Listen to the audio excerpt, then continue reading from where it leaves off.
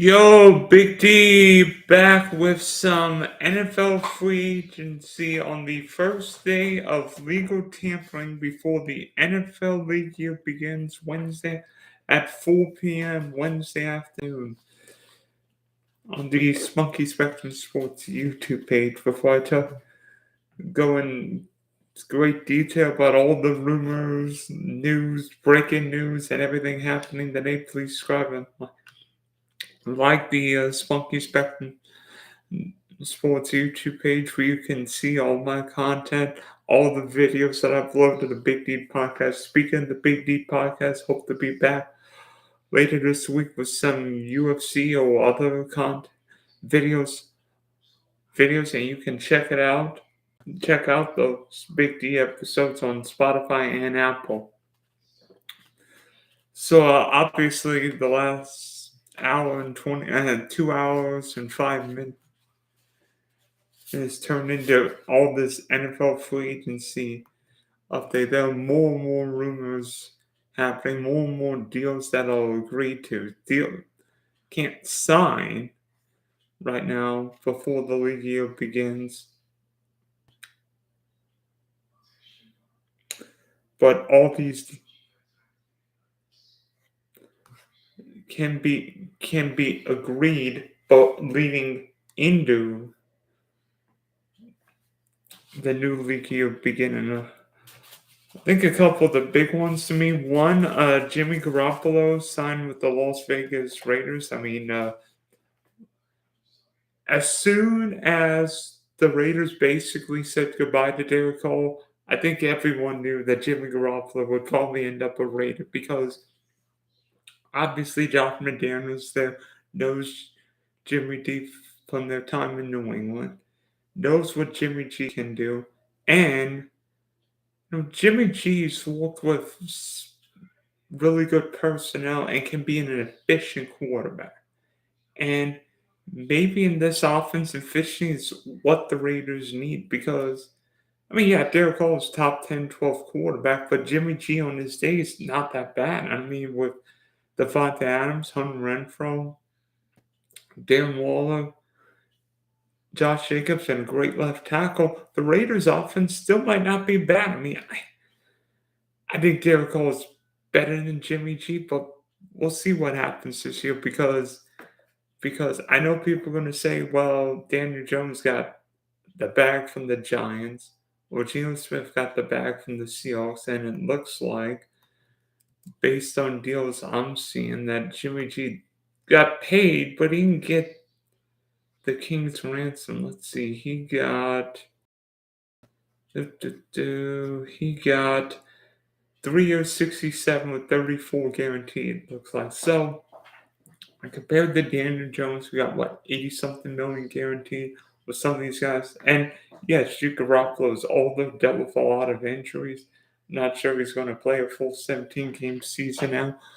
But Jimmy G, when healthy, can be efficient. Now, the Raiders might need a backup quarterback, but Plan B ended up in Denver because the Broncos have been in a spending spree today, getting Stidham, the backup Russell Wilson, and then getting two offensive linemen, Mike McGlinchey from the 49ers on a big-time deal, and then I believe Ben Powers, a guard. So the Broncos have added a right tackle and an interior lineman. And yes, I know everybody's saying, well, Sean Payton in Denver. You know what Sean Payton possessed in New Orleans throughout much of his coaching career there? A good offensive line. What did the Broncos lack last year? A good offensive line because literally everyone got hurt. And the one guy who was good in 2021 even got hurt. The top great left tackle got hurt. So obviously the Broncos all in. They've made big time moves, not just for Russ, not just for Sean Payton, but address the offensive line. So it's basically if Denver wins this year, then last year was a fluke. If the Broncos don't win this year, they're I don't want to say because they might be in salary cap, you know what. And speaking of the Broncos, I've even heard rumors that Denver could look to trade one of Cortland Sutton, Jerry Judy, or KJ Hamler because this is not a great receiving draft, not a good receiving draft for agency wise. And we already saw, and I'll mention some of the trades that happened in a little while. Mention what teams were willing to pay for a potential quarterback. So you imagine the Broncos don't have a lot of draft capital, so maybe they use one of their young wide receivers in a package for picks, players, or whatever. Because Denver's got a lot to like. And yeah, in the AFC West, it's not an easy division, but we will see what happens there. Speaking of the AFC West, I even heard some rumors that Austin Eckler may or may not want either a trade or an extension of his contract. I think he's got 1 year left.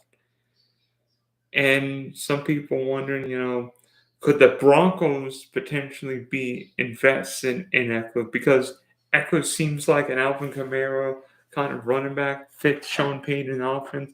Obviously, I don't think the Chargers are going to give away Austin Eckler. But do they want to give him a big time contract? Because Eckler suffered a lot of leg injuries. A, and B, you really don't want to give a star running back 3 contracts because a running back, particularly one who's taken a lot of hits. And I mean, Echo's more of a scat bat. He's not an inside running back like Derrick Henry or Adrian Peterson.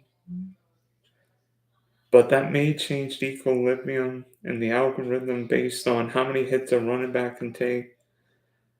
But you don't want to pay your running back $12, $13 million a year. Because I think we've seen that with Dallas, Herbert and Ezekiel Elliott. We've seen it with Tennessee paying Derrick Henry. You can pay quarterbacks 35, 40 million. You can pay wide receivers 20 plus. You can pay pass rushers, corners. Can you pay running backs? Or you're better off drafting one of these guys every 3-4 years. Because seemingly these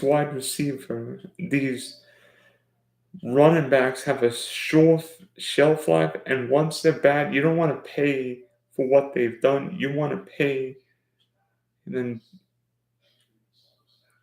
value. You're better off drafting a running back because why would X team pay $12, $15 million a year for a tailback when there's one available who's not only younger but cheaper? I mean, you could get John Robinson from Texas, Jameer Gibbs from Alabama, Zach Charbonnet from UCLA, or one of these other scat backs. Because these running backs can be 80, 90, if not the same kind of players, but cost a tenth of what you want to pay for one of these guys. Because I think in today's NFL salary cap, teams are looking at not paying for running backs. They'd rather pay quarterbacks, left tackles, wide receivers, pass rushers, and corners. They don't want to pay running backs.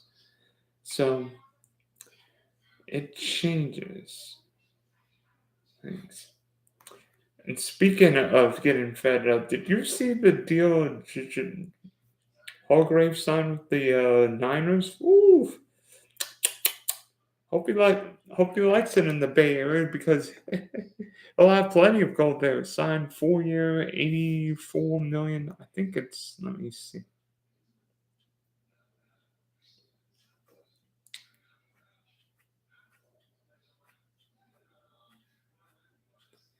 Let me see. What is that deal?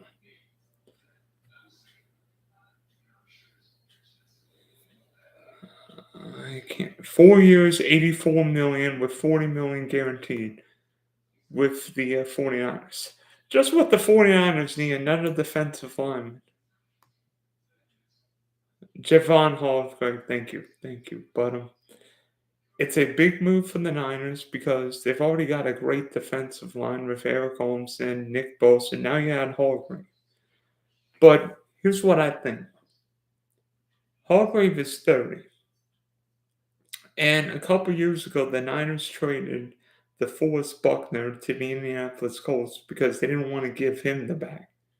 Well, guess what? They paid Hargrave a similar, if not the exact same contract.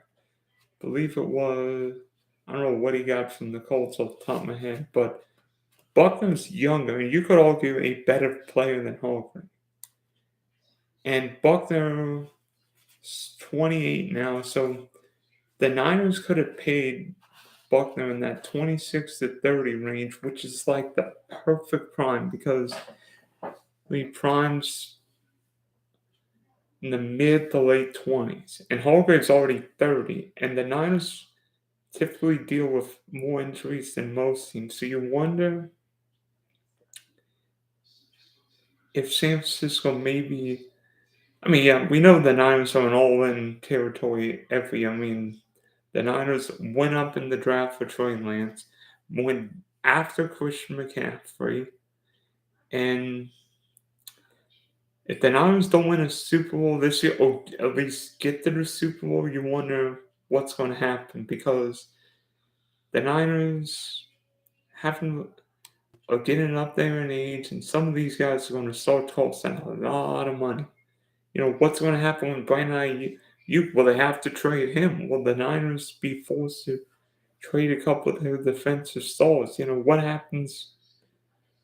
Quarterback, you know, how healthy are Brock Purdy coming off the elbow? Trey Lance coming off the bum ankle. Does Tom Brady potentially come back? Because one of the rumored destinations if TB12 comes back in San Francisco. Because Tom Brady grew up in the Bay Area. Obviously, it'd be Tom Brady spent his last year or two maybe in San Francisco. Specs Kyle Shanahan. And in San Francisco, Tom Brady wouldn't have to carry the team. Tom could throw the ball 20, 25, 30 times because he's got the best running back in football, Christian McCaffrey. George Kittle can be that Rob Gronkowski tight end. Brandon Ayuk, Deebo Samuel, great offensive line with a Hall of Fame left tackle in Trent Williams, and then a defense capable of shutting down anybody. Also, look at the division. NFC West could be for San Francisco taken not just this year but going forward because the Rams look like they're rebuilding. Kyler Murray might not play much at all next year. And I mean, yeah, Seattle was better, a great storyline with what Pete Carroll did to Geno Smith, but you really trust Geno Smith after getting the bag with just one good year? And yeah, Seattle's got a ton of picks. Did very well with the draft last year, but things could change. Things might not be sleeping in Seattle. And if you look at it with San Francisco, it's Super Bowl or bust. If they're sick and tired of NFC Championship games. They want a Super Bowl. Kyle Shanahan and John Lynch aren't getting paid whatever they are for NFC Championship games. The Niners won a Super Bowl. And not just Hargrave, and this Hargrave move not just helps San Francisco, but takes away somebody from the Eagles, probably San Francisco's main rival for the Super Bowl in the NFC. So I think the Eagles have lost a couple guys today. They've lost TJ Edwards, the linebacker of the Bears, Hargrave to the Niners, but they did get some big news today with Jason Kelce coming back for his 13th season. Obviously, we all know what Jason Kelce is Hall of Fame center, probably the best center of the last of this recent time. And obviously, both Kelsey just went out in the Super Bowl a month ago. But there were rumors even last year whether or not Jason Kelsey would be back, and now he is. So he solidifies that Eagle offensive line. It's a veteran offensive line, and the Eagles are going to have a lot of work to do because they're going to say goodbye to a bunch of key defensive players. Do have 2 first-round picks, so plenty of draft flexibility. Top 10 pick. So Howie Roseman's a wheeler and a dealer, and he did. And I like some of the picks he made last year. Drafted Davis and Jacoby Dean. So those guys, if you watch Georgia in 2021, Davis was a mammoth of a man. Georgia playing the run might have better pass rushing skills than you realize, and Jacoby Dean was all over the field, not for like a shoulder injury. Could have been. I mean, you could argue have been a day 1 pick. So I think both those guys will be ready to play next year in the Eagles can find veteran defensive linemen on the cheap. Find a good run stuffing tackle. I think they brought back Brandon Graham, so the Eagles will look quite a bit different. But if they keep Darius Slay, I think the Eagles will be okay. Might not be the favorite in the NFC now. That might have last year might have been Philly's best chance, but I don't think Eagles will be going away, especially with. I don't think Dallas will be quite aggressive. I mean, the Giants will probably a better story than team. The offensive line still concerns me. And now, how will Daniel Jones be with the back? But we will see what happens. Let me see who is on the move.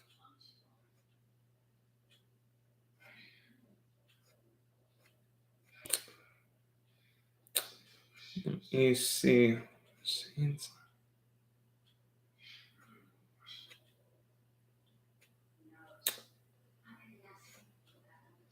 Excuse me, Ben Powell's with the Ravens. Thank you.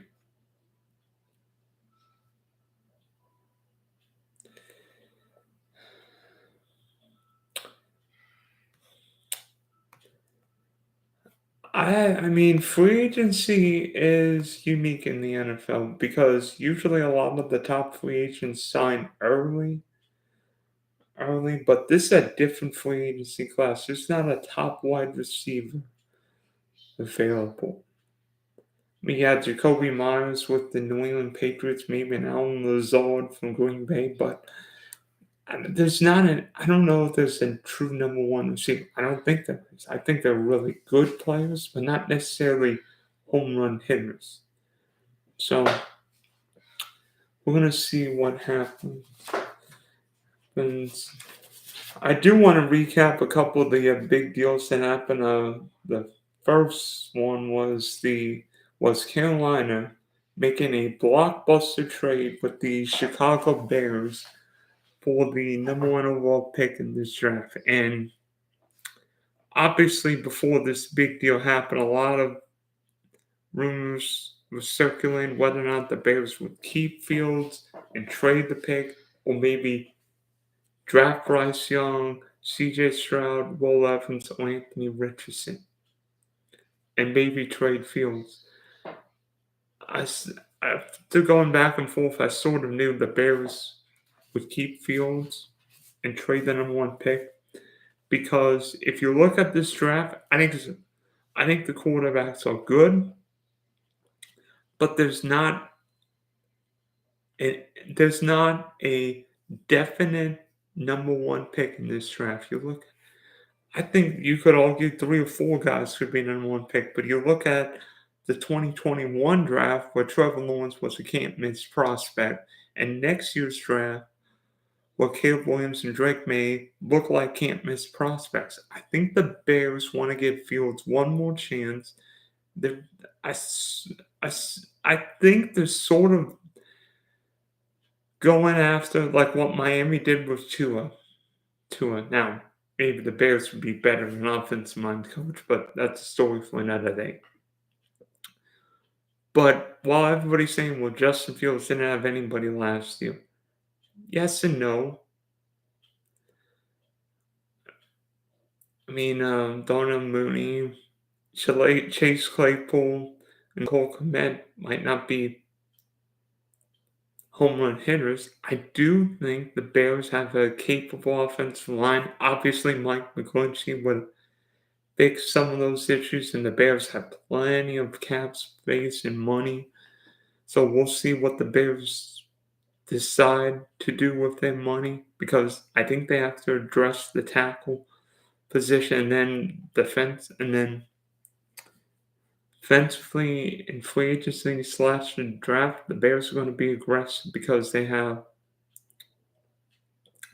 a multitude of ways. They've got an extra one from Carolina next year. They've got extra twos, and somebody who could be Justin Fields and will probably be Justin Fields' best friend this year, DJ Moore. Do you see what DJ Moore did with the multitude of quarterbacks he played with in Carolina? And now he's got Justin Fields. So Justin Fields has been a little erratic. I mean, remember the crazy play he made against Miami? I think he's still run by the Dolphin defense. Sorry, Alex. But he got by the but he ran by the Dolphin defense. Still made all kinds of plays, set all kinds of rushing records for a quarterback. Not the most accurate quarterback, not the most consistent throwing quarterback. Well, this year we're going to find out how good he is, because he's got help. He's got a number one receiver in DJ Moore, a confident 2 and 3 in Darnell Mooney and Chase Claypool, who they got from the Steelers, plus Kmet. Bears might need to add in a running back behind Khalil Herbert, but they can do that in free agency on the draft. Now, can the Bears maybe get one more tackle and then see what Fields can do? Because if Fields plays well this year, the Bears won't have to take a quarterback. But if Fields doesn't play well, they've got 2 1s and a great quarterback draft. Well, if they end up number 2, they can move up and get one of these guys. So Chicago, I think at first when I thought Chicago might have been fleeced by Carolina, I think Chicago did really well in getting what that haul for the number 1 pick when there's not I would argue, franchise quarterback. Some people would say Bryce Young, CJ Stroud can be. We'll find out in a few years whether Bryce Young and Stroud can play. But for Carolina, that deal was 1,000% an ownership move. Because you don't give up 2 1s, 2 2s, and your best wide receiver if you're not going for a quarterback. And I don't know who the Panthers will take if they still are at 1, because, I mean, Carolina could conceivably trade out of that pick. I mean, that would be befuddling to see the number 1 pick traded twice. I think it's only happened 3 times that I can remember that since 2000. One was the Michael Vick with Damian Thompson, where the San Diego Chargers traded the number 1 pick so Atlanta could draft Michael Vick out of Virginia Tech. The other was the 2016, thank you, 2016, when the Rams moved from, I think it was 15-1 for Jared Goff out of Cal. And now this one where the Panthers moved from 9-1. And to be honest, I have no idea who the Panthers are going to take at 1, because I think there were 3 options. I don't think Will Levis for Kentucky's quite athletic enough, and he might actually be too muscular for the quarterback position. You see guys. I mean, yeah, Josh Allen looks like he's lifting weights, but like Mahomes doesn't look like he's overly muscular. But I think there are three guys the Panthers could take at one: Bryce Young, C.J. Stroud, and Anthony Richardson. Bryce Young looks like the most NFL ready quarterback in this draft. I mean, we saw what he did in 2 years at Alabama, won the Heisman in 2021, and then this year, dealt with a shoulder injury, but a couple really good games. Bowl game was great against Kansas State,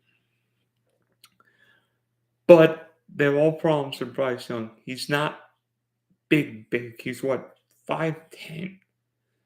10. We want quarterbacks who are 6'2", 6'3". So Bryce Young's, I mean, if he were 6'2", 6'3", 220, 230, I think Bryce Young's the number one pick, and it's not even a question. But the lack of height, especially with how Kyler Murray and Russell Wilson regress this year, concerns scouts, concerns general managers. Also, he already dealt with a shoulder injury in Alabama. So, how would he fare in cold weather? I mean, I feel like Bryce Young's better in a dome, better in warm weather. So, I mean, NFC South's not bad. I mean, Carolina could have some cooler games in December and January, but the road games would be Carolina, New Orleans, dome, Atlanta, dome, and then Tampa, practically a dome. So it wouldn't be a terrible spot. Houston's in a dome, so that wouldn't be bad. But Bryce Young is still a great possibility of one, depending on who the Panthers select. C.J. Stroud at Ohio State is very interesting because I think a lot of people thought that Stroud was going to be a dual threat quarterback, and we never saw him run the ball until the college football playoff semifinal against Georgia, where he ran the ball like the C.J. Stroud we thought he was. But despite that terrific game against Georgia, you wonder if scouts think he's more the quarterback we saw in the regular season or that game, because if they look at the Georgia footage, I think teams are going to be worried. That may have been more fool's gold, and he's not going to run the ball like some of these RPO quarterbacks, like a Josh Allen, like a Lamar Jackson, some of these guys. It'll be a true drop back passer with some rushing ability. But again, Stroud intrigues people, and it only takes one, and who knows what the Panthers do. And then the third guy, and maybe the most, maybe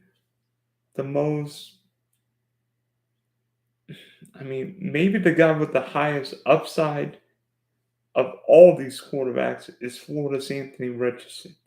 Because, yeah, not the most experienced quarterback, but we all saw that not the Heisman, the combine performance, 6'4", 240, running a 4.4, jumping 40.5 inch, 10, it's well over 10 feet in the broad jump. This dude is a freak. Can throw the ball anywhere, run anywhere. I mean, you remember when Cam Newton played that 1 year at Auburn? This guy might be faster than Cam. And yeah, I think Anthony Richardson's upside is higher than any quarterback in this draft. I'm not sure he's ready to play, but with Frank Reich there, look at what Frank Reich did in Indianapolis. I know last year didn't go well, but Andrew Luck was a turnover machine, and Frank Reich turned him into a competent passer. Carson Wentz was a turnover machine, and look what Frank Reich did with him. Phil Rivers was a turnover machine, and look what he did with him. And Chris Ballard has gone through like 15 quarterbacks since Andrew Luck retired. The Indianapolis Colts desperately need a young quarterback. They need someone who they can rely on year after year. Because knowing the Jacksonville Jaguars have Trevor Lawrence for the foreseeable future, knowing the Houston Texans are going to get a quarterback in all likelihood too, the Indianapolis Colts need one of these quarterbacks. Well, actually, excuse me, not the Colts. The Carolina Panthers at one. The Colts and Panthers, excuse me, both need quarterbacks. One at one, one at four. But Anthony Richardson offers the most upside. And if Carolina believes he's its guy, it would not at all surprise me if the Panthers take Anthony Richardson.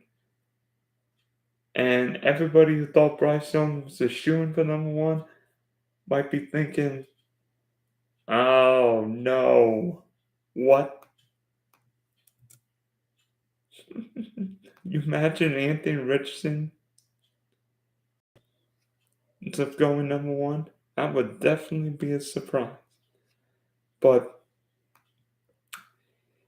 we've got a month and a half plus until the NFL draft in Kansas City, and things are only going to get crazier from there. So, thanks for tuning in to this stream. I hope you all enjoyed this. We're going to have more deals, trades, updates, whatever.